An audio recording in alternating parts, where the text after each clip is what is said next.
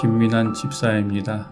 고린도전서 7장. 너희가 쓴 문제에 대하여 말하면 남자가 여자를 가까이 아니함이 좋으나 음행을 피하기 위하여 남자마다 자기 아내를 두고 여자마다 자기 남편을 두라. 남편은 그 아내에 대한 의무를 다하고 아내도 그 남편에게 그렇게 할지라. 아내는 자기 몸을 주장하지 못하고 오직 그 남편이 하며 남편도 그와 같이 자기 몸을 주장하지 못하고 오직 그 아내가 하나니. 서로 분방하지 말라. 다만 기도할 틈을 얻기 위하여 합의상 얼마 동안은 하되 다시 합하라. 이는 너희가 절제 못함으로 말미암아 사탄이 너희를 시험하지 못하게 하려 함이라. 그러나 내가 이 말을 함은 허락이요 명령은 아니니라. 나는 모든 사람이 나와 같기를 원하노라. 그러나 각각 하나님께 받은 자기의 은사가 있으니 이 사람은 이러하고 저 사람은 저러하니라. 내가 결혼하지 아니한 자들과 가부들에게 이르노니 나와 같이 그냥 지내는 것이 좋으니라. 만일 절제할 수 없거든 결혼하라. 정욕이 불같이 타는 것보다 결혼하는 것이 나으니라. 결혼한 자들에게 내가 명하노니 명하는 자는 내가 아니요 주시라. 여자는 남편에게서 갈라서지 말고 만일 갈라섰으면 그대로 지내든지 다시 그 남편과 화합하든지 하라. 남편도 아내를 버리지 말라. 그 나머지 사람들에게 내가 말하노니 이는 주의 명령이 아니라 만일 어떤 형제에게 믿지 아니하는 아내가 있어 남편과 함께 살기를 좋아하거든 그를 버리지 말며 어떤 여자에게 믿지 아니하는 남편이 있어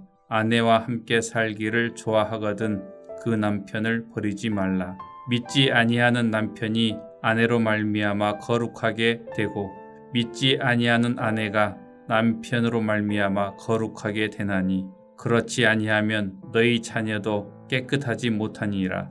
그러나 이제 거룩하니라. 혹 믿지 아니하는 자가 갈리거든 갈리게 하라.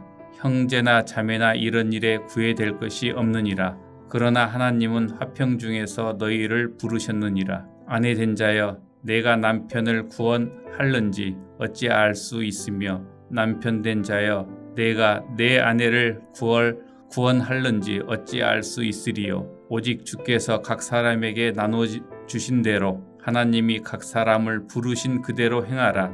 내가 모든 교회에서 이와 같이 명하노라. 할례자로서 부르심을 받은 자가 있느냐? 무할례자가 되지 말며 무할례자로 부르심을 받은 자가 있느냐? 할례를 받지 말라.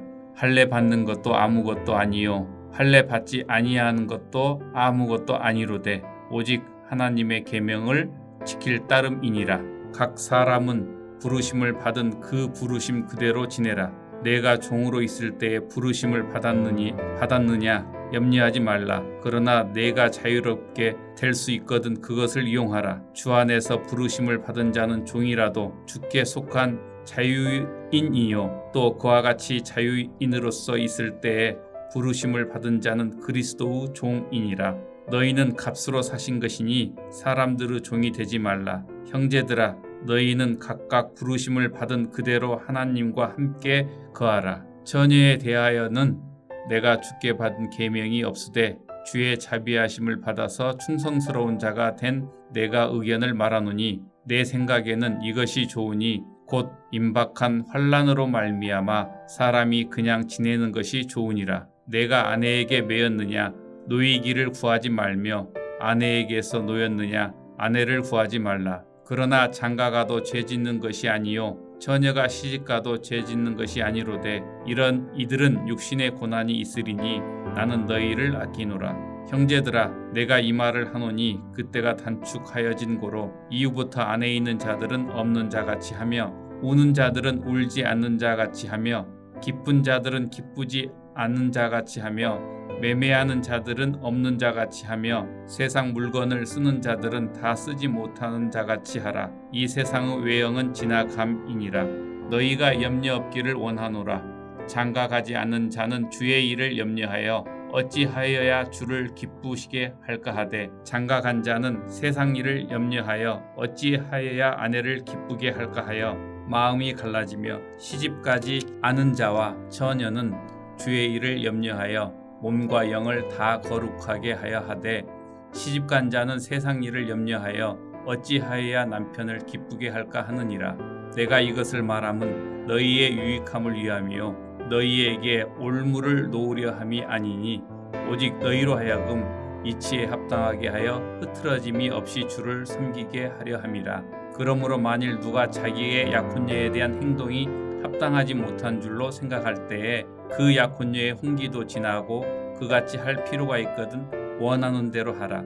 그것은 죄 짓는 것이 아니니 그들로 결혼하게 하라. 그러나 그가 마음을 정하고 또 부득이한 일도 없고 자기 뜻대로 할 권리가 있어서 그 약혼녀를 그대로 두기로 하여도 잘하는 것이니라. 그러므로 결혼하는 자도 잘하거니와 결혼하지 아니한 자는 더 잘하는 것이니라. 아내는 그 남편이 살아있는 동안에 매어 있다가 남편이 죽으면 자유로워 자기 뜻대로 시집갈 것이나 주 안에서만 할 것이니라. 그러나 내 뜻에는 그냥 지내는 것이 더욱 복이 있으리로다. 나도 또한 하나님의 영을 받은 줄 생각하노라. 하늘에 계신 우리 아버지여, 이름이 거룩히 여김을 받으시오며 나라가 임하옵시며 뜻이 하늘에서 이룬 것 같이 땅에서도 이루어지이다.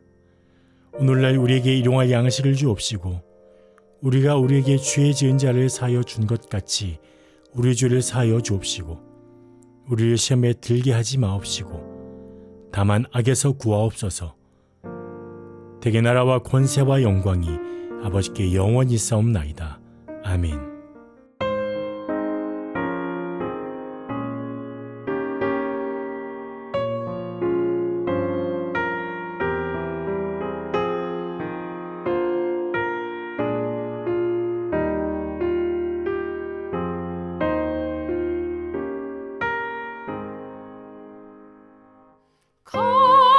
값비싼 향유를 주게 되어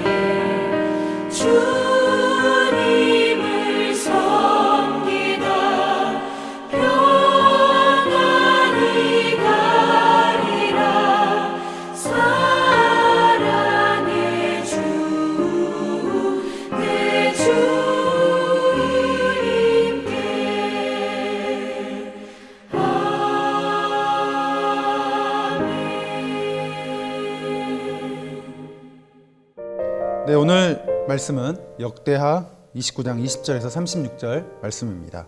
함께 읽으실 말씀은 20절부터 24절 말씀이고요. 제가 읽도록 하겠습니다. 히스기야 왕이 일찍이 일어나 성읍의 귀인들을 모아 여호와의 전에 올라가서 수송아지 7마리와 순양 7마리와 어린 양 7마리와 순염소 7마리를 끌어다가 나라와 성소가 유다를 위하여 속죄 제물로 삼고 아론의 자손 제사장들을 명령하여 여호와의 제단에 드리게 하니 이에 수소를 잡음에 제사장들이 그 피를 받아 제단에 뿌리고 또 순양들을 잡음에 그 피를 제단에 뿌리고 또 어린 양들을 잡음에 그 피를 제단에 뿌리고 이에 속죄 제물로 드릴 순염소들을 왕과 회중 앞으로 끌어오매 그들이 그 위에 안수하고 제사장들이 잡아 그 피를 속죄제로 삼아 제단에 드려 온 이스라엘을 위하여 속죄하니 이는 왕이 명령하여 온 이스라엘을 위하여 번제와 속죄제를 드리게 하였음이더라. 아멘. 과거 이스라엘 백성들은 하나님께서 이스라엘을 보호하시고 지켜주신다고 믿었습니다. 그러나 이방 민족의 침입으로 인해서 하나님의 인재의 상징인 성전은 회파되었고 많은 사람들이 무참히 죽임을 당했습니다. 그리고 나머지는 바벨론 포로로 끌려가는 이 참혹한 일을 당하게 되었던 것이죠. 이들은 오랜 순환의 시절을 보냈고 황폐한 이스라엘 땅으로 다시 돌아오게 되었습니다. 하나님이 선택하신 언약 백성인 이스라엘이 왜 이런 일을 당해야만 했는지 이스라엘로 귀환한 백성들은 이제 무엇을 해야 하는가에 대한 이 질문에 대해서 역대기서는 답을 제시하고 있습니다. 오늘 본문 같은 경우에는 유다의 13대 왕인 히스기야 왕이 세워지자 하는 일이 있어요. 첫 번째로는 이제 제사장들과 레위인들을 깨끗이 했고 성전을 성결케 했습니다. 그리고 속죄제를 드렸죠.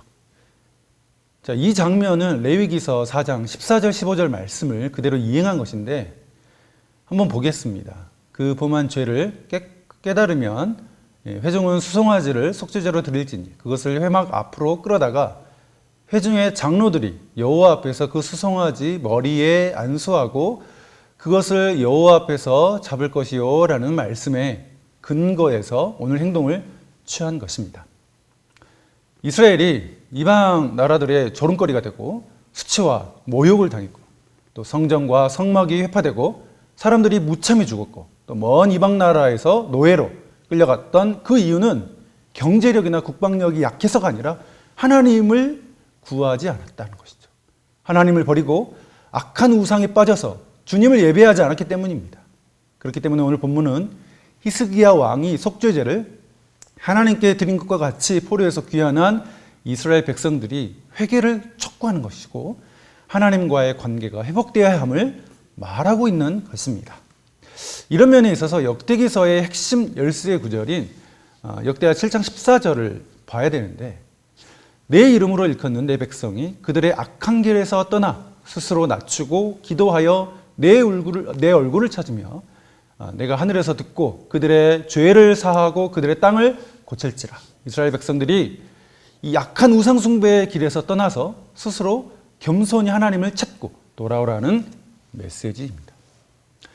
히스기야 왕이 보여준 이 성전 청결하고 속죄제, 유월절 이런 것들은 무엇이냐면 내가 무엇을 해야 하는지 무엇이 잘못되었고 어떤 것이 나에게서 필요한지를 정확하게 성경은 알려주고 있습니다. 이스라엘 백성은 하나님과의 언약에 신실하지 못했고 하나님 말씀에 순종하지 못했습니다. 그리고 우상 숭배를 하는 결과로 이방 민족에게 멸시와 조롱, 핍박과 순환의 시간을 보냈다라고 말해줍니다. 제가 이제 고등부에서 사역하고 있는데 고등부 학생들이 성적을 참 잘 내기 위해서 전국에 돌아다니면서 좋은 필기구, 노트를 구한다고 한번 생각해 보십시오. 성적이 잘 나오겠습니까? 좋은 가방, 비싼 문제집 사기만 하면 성적이 잘 나오겠습니까? 아니죠. 본질이 중요합니다. 본질은 선생님 말씀 잘 듣고 교과서 예습 복습 잘하고 어떤 게 잘못됐는지 그 근원을 살피면 성적이 잘 나오게 되어 있습니다. 부수적인 것에 공들이지 말라는 것입니다. 이스라엘에게는 국방력, 경제력은 부수적인 것이었습니다. 가장 중요한 본질은 마음과 뜻과 정성을 다해 하나님을 예배하는 것이었고 가난하고 어려운 이 사회적 약자인 이웃을 돌아보는 것입니다.